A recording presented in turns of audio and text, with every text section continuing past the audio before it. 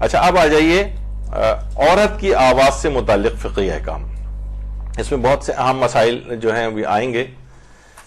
دیکھیے سب سے پہلی چیز ایک یہ ہے, بہت تیز رفتاری سے کریں گے, وہ وقت کم ہے اگلے لیکچر سے پہلے تاکہ اس کو ختم کر دیا جائے. کیا عورت کی آواز کا حجاب اور پردہ ہے؟ تو اس کا جواب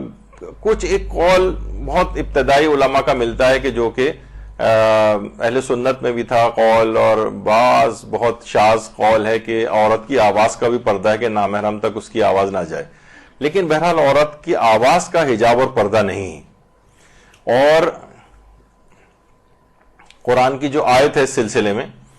کہ اے نبی کی بیویوں اگر تم تقوی اختیار کرو تو تمہارا مرتبہ کسی عام عورتوں جیسا نہیں ہے, لہٰذا کسی آدمی سے لگی لپٹی بات نہ کرنا کہ جس کے دل میں بیماریوں سے لالچ پیدا ہو جائے, اور ہمیشہ نیک بات کیا کرو.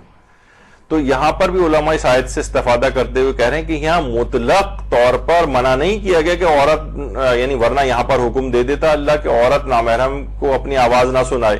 یہاں صرف یہ کہا گیا ہے کہ اس طرح کے جملے یا ایسے لہجہ اختیار نہ کرو کہ نامحرم کے دل میں کوئی برائی کا خیال پیدا ہو. اس کا مطلب ہے اسی آیت سے یہ بات پتہ چلتی ہے کہ عورت کی آواز کا پردہ نہیں ہے, ورنہ مطلق طور پر یہاں پر منع کر دیا جاتا.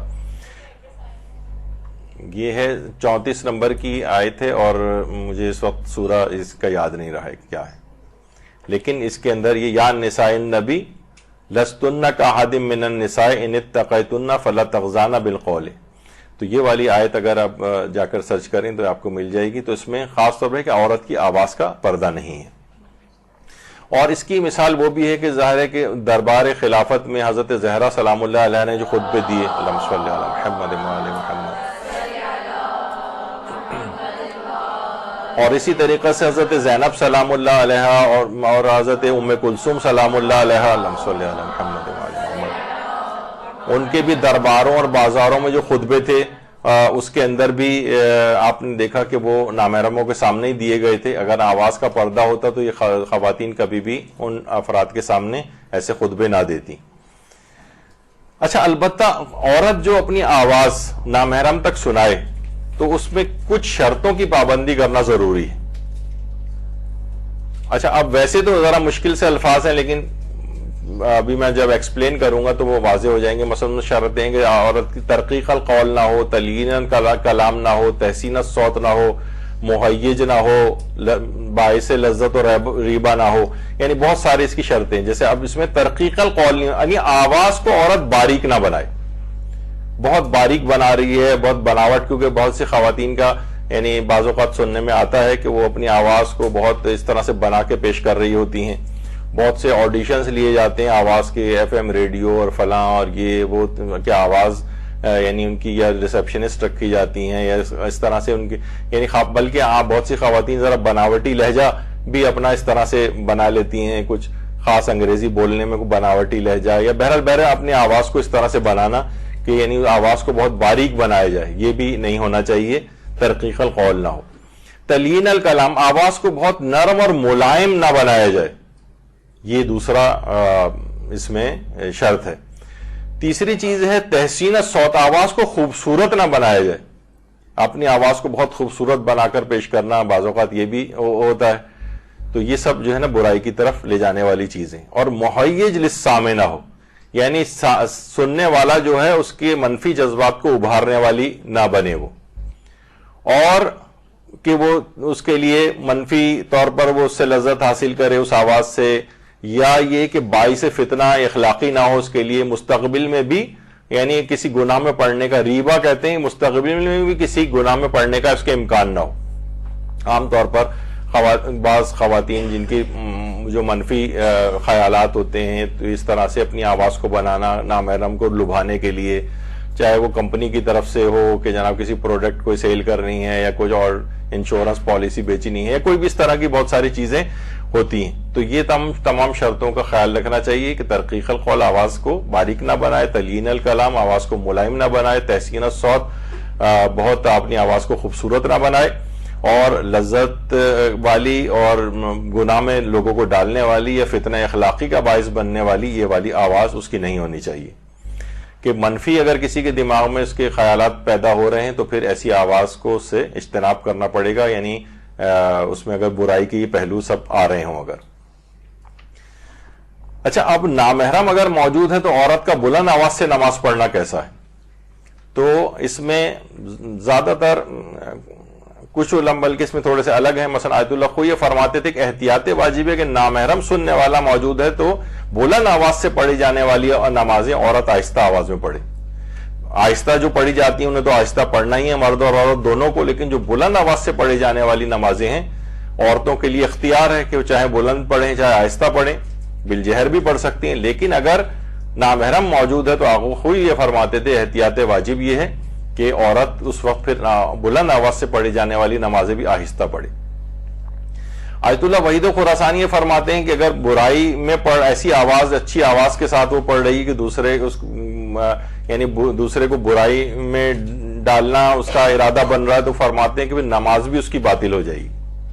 گناہ بھی ہے اور نماز بھی اس کی باطل ہے کیونکہ قصد قربت کے برخلاف جا رہا ہے. اچھا، اور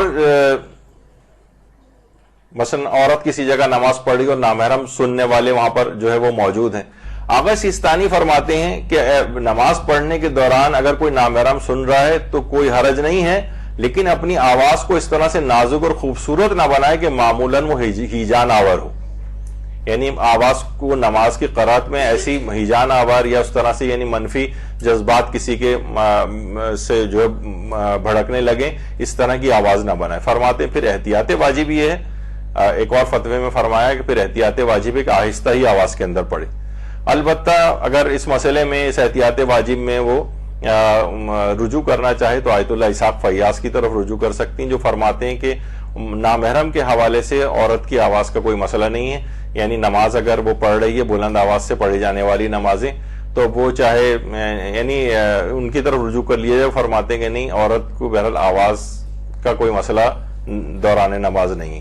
تو آغا سیستانی کے نزدیک بھی نہیں ہے، لیکن وہ فرماتے ہیں بشرطے اس میں اپنی آواز کو بہت ہی نازک یعنی باریک اور خوبصورت تحسین الصوت جو ابھی آپ نے سنا یہ اس طرح کے نہ بنائے کہ اس کے منفی جذبات ابھریں. اچھا، یہ بہت سی جگہوں پہ یہ سب آتا ہے، اس کا مطلب یہ پاسبلٹیز ساری ہیں. لوگ عام طور پر خواتین کہتی ہیں بھائی ایسا کون مرد ہوگا جو ہماری نماز کی آواز سن کر، تو مردوں کے بیمار ذہن جو ہیں وہ اس طرح کی پاسبلٹیز رکھتے ہیں. تو اسی وجہ سے عورت کو یہ والی احتیاط کرائی گئی کہ وہ میرا جسم میری مرضی والی خاتون کہتی ہیں کہ ہر کام یہ مرد حضرات خود کریں. خود کیوں ایسا کر رہے ہیں؟ وہ ان کی الگ ذمہ داری، لیکن آپ کی ذمہ داری بھی بن جاتی ہے پھر کہ آپ ان کو اس گناہ کی طرف نہ پہنچنے دیں. اچھا، پھر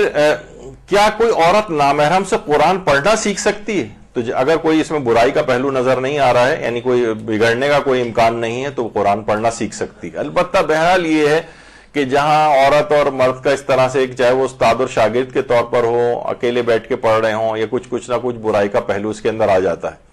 جب بھی کہا جاتا ہے بزرگوں کے اقوال میں کسی جگہ پر ہے کہ یعنی شیطان کہتا ہے کہ خواہ کسی جگہ کوئی عارف اور عارفہ ہی کسی جگہ پہ ہوں اور تنہا ہوں تو تیسرا کوئی درمیان میں جو ہوتا ہے وہ صرف میں ہوتا ہوں. شیطان کا جملہ کہیں سے میں نے کہیں پڑھا تھا. تو بہرحال یہ کہ احتیاط کرنی چاہیے کہ اس طرح سے براہ راست کسی تنہائی میں ٹیوشن وغیرہ پڑھانا اور یہ اس طرح سے نامحرم کو یعنی یا تو یہ کہ اجتماع ہو یا کچھ جہاں اس قسم کا کوئی پہلو نہ ہو تو وہاں عورت قرآن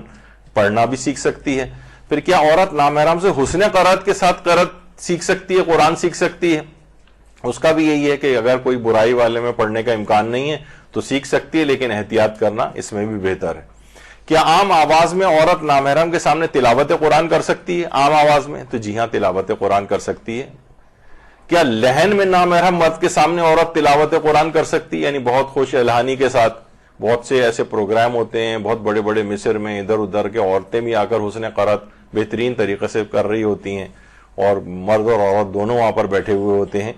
تو بہرحال کیونکہ اگر برائی کا کوئی امکان نہیں ہے تو کر سکتی ہے، لیکن برائی کے امکانات پیدا ہو جائیں تو پھر مسئلہ اس کے اندر آ سکتا ہے اور اشکال پیدا ہو سکتا ہے اس میں.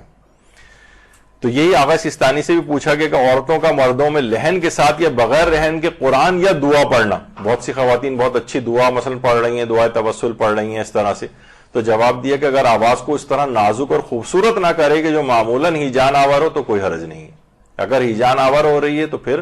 اشکال ہے اس میں. خواتین کا مجالس میں بآواز بلند رونا کیسا ہے جبکہ نامحرم سن رہے ہوں؟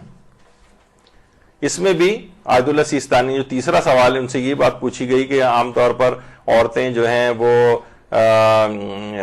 جو بھی مجالس ہوتی ہیں تو اس کے اندر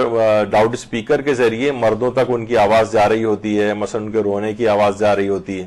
تو کیا ایسا کرنا صحیح ہے لاؤڈ اسپیکر پہ؟ تو انہوں نے جواب دیا لا ینبغی ذالک، یعنی ایسا نہیں کرنا چاہیے. یہ نہیں کہا کہ حرام ہے، جائز ہے، یعنی اگر روتی ہوئی آواز کو اگر نامحرم سن لیں، لیکن لاؤڈ اسپیکر کے ذریعے عام روڈوں پر چلنے والے بھی ان کی اس والی آواز کو سنیں تو فرماتے ہیں کہ مناسب نہیں کرنا چاہیے ایسا. اچھا، اسی طرح کیا عورت مجلس، منقبتیں، نعتیں، قصیدے اور نوحے پڑھ سکتی ہے اگر نامحرم سن رہے ہوں؟ تو اس میں بھی آغا سیستانی سے یہ پوچھا گیا کہ مجلس پڑھنے والی خاتون کی آواز، اچھا اس میں مجلس پڑھنے والی بھی آ جائیں گی، منقبتیں، نعتیں اور یہ سب پڑھنے والے بھی آ جائیں گی. کہہ رہے ہیں ان کی آواز کو سننے میں تلذذ اور ہیجان سے کیا مراد ہے؟ اگر یہ حال ہو کہ بعض لوگوں کو ہیجان ہوتا ہو اور بعض میں ہیجان نہیں ہوتا ہو، تو انہوں نے فرمایا کہ اس مسئلے میں ہیجان سے مراد یعنی منفی جذبات کا بھڑکنا ہے، اور آواز کو سنانے میں ہیجان کا اعتبار نوعی ہے، یعنی یہ نارملی جو آواز نکال رہی ہے، عام طور پر یہ جو آواز اس کے حلق سے نکل رہی اتنی خوبصورت آواز ہے کہ یہ مثلا لوگوں میں ہیجان پیدا کر سکتی ہے، تو پھر اشکال ہو جائے گا اس میں، پھر وہ نہیں پڑھ سکے گی. لیکن اگر عام طور پہ ایسا نہیں ہے، یعنی سنانا اگر کسی کو ہے تو اس میں نو کو دیکھا جائے گا، یعنی آواز کی کیفیت کو، اور جو سن رہا ہے اس میں فردی ہے فرما رہے ہیں. یعنی فردی کے معنی ہے پھر یہ اگر مثلا وہ تو ایک نارمل طریقے سے پڑھ رہی لیکن اس کو سننے والے کو اس سے منفی جذبات ابھر رہے ہیں، تو پھر اس سننے والے کے لیے حرام ہو جائے گا اس آواز کا سننا. اس کے لیے پڑھنا ہو سکتا ہے جائز ہو، لیکن اس کے لیے سننا حرام ہو. اور اگر اس کی آواز کی نوعیت ہی ایسی ہو کہ منفی جذبات کو عموماً ابھار دیتی ہو، لوگوں کی ایسی خوبصورت آوازیں بھی ہو سکتی ہیں، تو پھر فرماتے ہیں کہ پھر وہاں پر یعنی اس میں اشکال ہو جائے گا اور پھر اس میں احتیاط کرنا پڑے گی. اور یہ بھی فرمایا ایک استفتاء میں ان میں کہ عورت کی آواز کا حجاب نہیں ہے، لیکن عام طور پر فرما رہے ہیں کہ اس کی آواز اگر مہیج ہو رہی ہے، یعنی اس طرح سے منقبتیں، قصیدے اور وہ چیزیں پڑھ رہی ہے کہ منفی جذبات کسی کے ابھر رہے ہیں. اور فرمایا کہ ایسا بھی نہیں ہونا چاہیے کہ اس کے مضمون، یعنی اگر مرد بھی اگر بیٹھے ہوئے سن رہے ہیں تو اس کا مضمون ایسا نہیں ہونا چاہیے جو مردوں کی محفل میں بیان کرنے والا ہو، یعنی مضمون کو بھی دیکھا جائے گا. اور یہ بھی پوچھا گیا ہے ان سے کہ اگر عورت اور مرد سب ساتھ بیٹھے ہوئے ہیں تو انہوں نے یہ بھی فرمایا کہ پھر ایسا اختلاط نہیں ہونا چاہیے، ایسی مکس گیدرنگ نہیں ہونی چاہیے جو کہ حرام ہو، یعنی اس کا بھی خیال رکھا جائے گا اس کے اندر. پھر سوشل میڈیا پر خواتین کا میک اپ وغیرہ کے ساتھ آ کر مجالس و نوحہ اور قصائد پڑھنا، عام طور پر جو اس طرح کے اپلوڈ وغیرہ کر دیتی ہیں اس میں ان کے چہرے بھی آ رہے ہوتے ہیں، تو اس کے اندر میک اپ، بہت بھڑکیلے لباس، بہت سی خواتین نعتیں پڑھنے والی ہیں، بہت سی قصیدے پڑھنے والی ہیں، اور وہ بہت زیادہ تیار ہو کے جو ہے اگر وہ بیٹھ کے کر رہی ہیں تو نامحرم کے سامنے اپنی اس طرح سے زینت کر کے بھی نہیں آ سکتے میک اپ میں. تو آواز کا مسئلہ تو وہ آپ نے سن لیا، اس میں تو ایک اور حرام اور شامل ہو جائے گا کہ نامحرم کے سامنے میک اپ کر کے آنا، تو یہ حرمت اس کی اور بڑھ سکتی ہے، تو پھر اس میں احتیاط کرنی پڑے گی. تو یہ سوال پوچھا گیا آغا سیستانی سے، کیا مجلس اعضاء اور مرثیہ اور نوحہ پڑھنے والی خاتون کے لیے اپنی آواز غیر مرد کو سنانا جائز ہے، اور کیا مرد کے لیے اسے سننا جائز ہے؟ اور سماع غیر متعمد یعنی بغیر ارادے کے سننا، جیسا کہ اگر پڑوس میں خواتین کی مجلس ہو اور کوئی مرد اپنے گھر میں بیٹھا ہو اور اس کو آواز آ رہی ہو تو اس کو سننے کا کیا حکم ہے؟ تو انہوں نے جواب دیا کہ اگر آواز میں باریکی، خوبصورتی، بناوٹ اور ہیجان انگیزی نہ ہو تو خاتون کے لیے اپنی آواز سنانا جائز ہے. البتہ مرد کے لیے اس کی آواز کو سننا اس وقت جائز ہے جب شہوت انگیز نہ ہو، دل میں کوئی میل نہ آئے اور وہ اپنے نفس پر حرام میں مبتلا ہونے کا خوف بھی نہ رکھتا ہو. البتہ ایسا ہونے کا اگر اسے فقط شک ہے کہ پتہ نہیں یہ میں برا میں پڑھ رہا ہوں نہیں پڑھ رہا، تو فرما رہے صورت میں احتیاط ہی مناسب ہے، یعنی نہیں سنے، بلکہ بہتر ہے کہ بغیر ضرورت کے نہ سنا جائے اور بغیر ضرورت کے نہ سنایا جائے اور نہ ہی سنا جائے. یعنی ایسی کیا ضرورت پیش آ رہی ہے کہ ہمیں ہر مرد کو جو ہے وہ اپنی آواز کو سنانا ہی ہے؟ ایسی کوئی ضرورت بھی نہیں ہے. فرما رہے ہیں کہ بہتر اور مناسب یہی ہے، حرام تو نہیں ہے لیکن بہتر اور مناسب یہی ہے کہ بلا ضرورت نہ تو سنایا جائے اور نہ ہی سنا جائے. خواتین کا گانوں کی طرز پر قصائد پڑھنا کیسا ہے؟ تو گانوں کی طرز پر قصائد کا پڑھنا عام طور پر بہت سی تقریبات میں ہوتا ہے ایسا کہ آغا سیستانی نے اسے پوچھا گیا کہ شادی بیاہ کے رسم و رواج میں آپ دیندار جوانوں کو کیا نصیحت فرماتے ہیں، تو آپ نے فرمایا کہ نصیحت یہ ہے، ہدایت یہ ہے کہ ہر قسم کی حرام خوشی سے پرہیز کیا جائے، اس طرح ہر اس کام سے بچا جائے جو باعث اشکال شرعی ہو، خاص طور پر ایسے کام جو بعض دینداروں کی محافل میں بھی ہو جاتے ہیں، جیسے خاتون کا مدح اہل بیت میں قصیدوں کو غنا کے لحن میں پڑھنا، یہ محل اشکال ہے، یعنی احتیاط واجب ہے۔ اور فرماتے ہیں جیسا کہ عام طور پر شادی کی محافل میں ہوتا ہے، اس کے ساتھ موسیقی دف بھی شامل ہو جاتی ہے تو پھر قطعاً حرام ہی ہے، اگر اس کے ساتھ موسیقی نہ ہو تب بھی احوط یہ ہے کہ اس سے اجتناب کیا جائے، یعنی گانوں کے طرز پر قصیدے وغیرہ کے سلسلے میں انہوں نے احتیاط واجب لگا کر منع کیا ہے۔ اچھا، شادی بیاہ کے موقع پر عورتوں کا گانا گانا، دیکھیے ایک بہت تیزی کے ساتھ جاؤں گا، اگرچہ اس پہ 10-15 منٹ کم سے کم سمجھانے کے لیے چاہیے، لیکن اگلا لیکچر تاکہ خراب نہ ہو۔ تو شادی کے موقع پر عورتوں کا جو گانا گانا اور آواز کا جو مسئلہ ہے، یعنی ایک تو وہ ہے جو کہ حرام کی حد تک گانا کوئی نہیں پہنچ رہا ہے، مثلا پہلے زمانے میں تھا، اب تو مجھے پتہ بھی نہیں، نہ میں اس قسم کی کسی اس میں کبھی گیا ہوں، کہ سننے میں آتا ہے خواتین وہ جو بس ایک ڈھول لے کے بیٹھ جاتی تھیں اور اس کے اوپر دولہا والوں کے طوطے اڑ گئے وغیرہ ٹائپ کی چیزیں جو ہوتی تھی، تو اس چلیں یہ نہ کسی گانے غنا کے اس کے اندر آتا تھا، تو یہ اس حد تک اگر پڑھا جا رہا ہو تو یہ آغا سیستانی بھی حرام نہیں قرار دیتے، لیکن اس میں اور چیزیں جو لوازمات شامل ہو جاتے ہیں ممکن ہے اس سے حرام ہو جائے۔ ایک مسئلہ اور بتا دیا جائے، فقہا میں ایک چیز بہت مشہور ہے، اگرچہ آغا سیستانی کا ایک مسئلہ ایک الگ سے ہے، وہ میں بھی آگے چل کے بتا دوں گا، لیکن فقہا کی اکثریت یہ کہتی ہے کہ شادی بیاہ کے موقع پر چند شرائط کے ساتھ عورتوں کا گانا گانا جائز ہے۔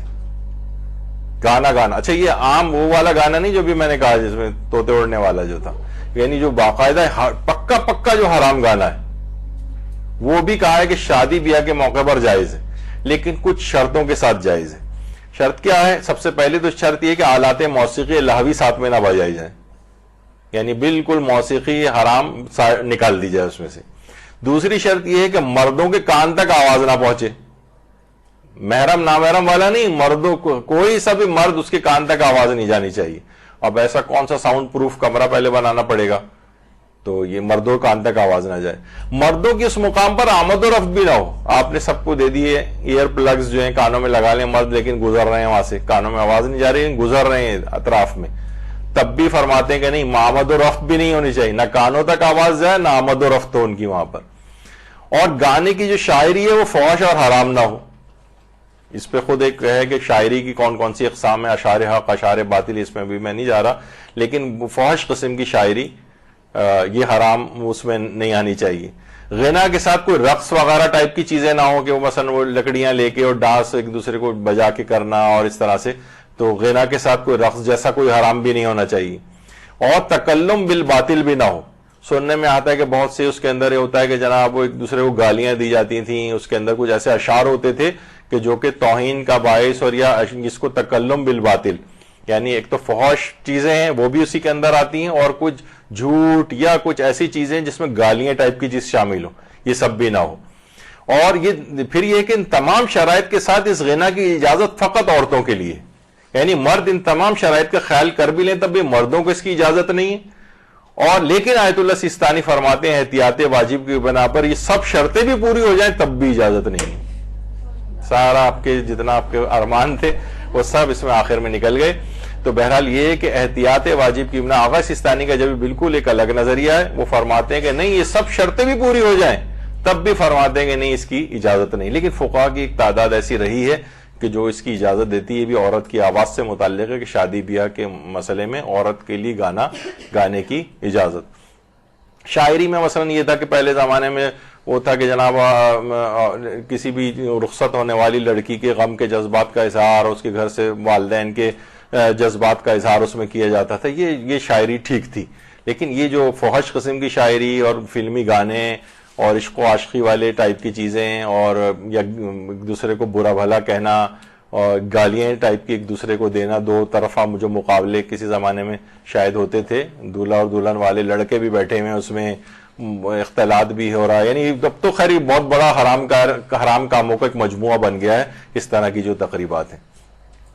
ایک بس اس میں ایک بات اور رہ گئی آخر میں کہ یہ تو سب چیزیں ہیں، لیکن مثلا اگر تالیاں وغیرہ بجائی جائیں تو آغا سیستانی شادی کے موقع پر کوئی بھی اس طرح کی کوئی چیز جو کہ لہوی طور پر کسی گانے وانے کے اس میں نہ جائے، اور ایک ایسی عام لہجے کے اندر کوئی چیز پڑھی جا رہی ہو یا کوئی قصیدہ بھی پڑھا جا رہا ہو، اگرچہ زیادہ علماء نے بہت زیادہ مناسب نہیں سمجھا ہے اس کو، لیکن بہرحال حرام کی حد تک بعض فقہا بھی ہیں کہ جو کہ تالی بجانے کو بھی حرام کہتے ہیں، لیکن فی الحال کو چھوڑے ہیں، لیکن یہ کہ کم سے کم آغا سیستانی اور یا رہبر وغیرہ وہ تالی بجانے کو یعنی حرام نہیں سمجھتے ہیں۔ یا قصیدے بھی آپ نے دیکھا ہوگا کہ ایران کے اندر جب قصیدے پڑھے جاتے ہیں تو بہت سے لوگ تالیاں بجاتے ہیں، جو کہ ہمارے ہاں بہرحال ابھی تک رائج نہیں اور معیوب بھی سمجھا جاتا ہے یہاں پر، اور خاص طور پر امام، بہت سے علماء نے یہ کہا ہے کہ جائز ہے لیکن امام بارگاہوں کے اندر مقدس مقامات پر یہ والا کام نہ کیا جائے۔ تو بہرحال لیکن تالی بجانا عام طور پر ان چیزوں کے ساتھ اس میں حرام کی حد تک ممانعت وارد نہیں ہوئی ہے، لیکن اس میں مشورہ یہی ہے نہ اس کو رائج کیا جائے، کیونکہ پھر آگے بڑھتا معاملہ پھر جو ہے نا وہ اس میں مزید حرام شامل ہوتے چلے جاتے ہیں، تو ابتدائی میں اس کو روک دینا چاہیے۔ تو عورت کی آواز کے لحاظ سے پردے کی کچھ مختصرانہ احکام، شاید یہ میں بہت ہی تیز رفتاری کے ساتھ گیا، ورنہ پورا میں 1 گھنٹہ بھی اس پہ لے سکتا تھا، اس میں مگر باتیں اور بھی تھیں، لیکن اتنا وقت نہیں ہے، اور اگلی دفعہ انشاءاللہ کسی نئے موضوع پر گفتگو شروع کرنی ہے۔ تو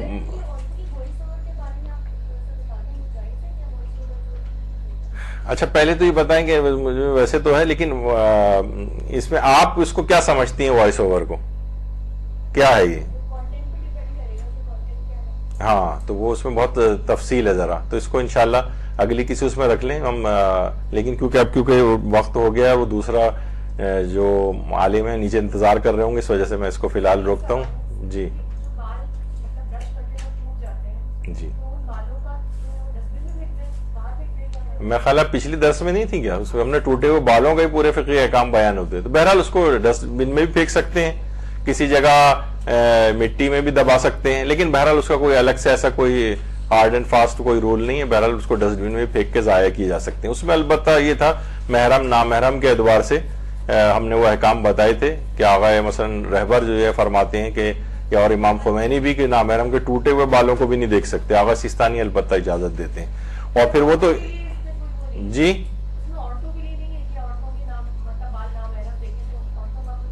عورتوں کے لیے مسئلہ نہیں کہ نامحرم کے بال تو اصلاً بھی جب سر میں لگے ہوں تب بھی عورتیں دیکھ سکتی ہیں مردوں کے، تو ان کا مسئلہ نہیں ہے، عورتوں کے ٹوٹے ہوئے بال مردوں کے لیے دیکھنے کا مسئلہ ہے، جو فقہی اعتبار سے پچھلی دفعہ بیان ہوا تھا۔ وصلی اللہ علی محمد وآلہ الطیبین الطاہرین۔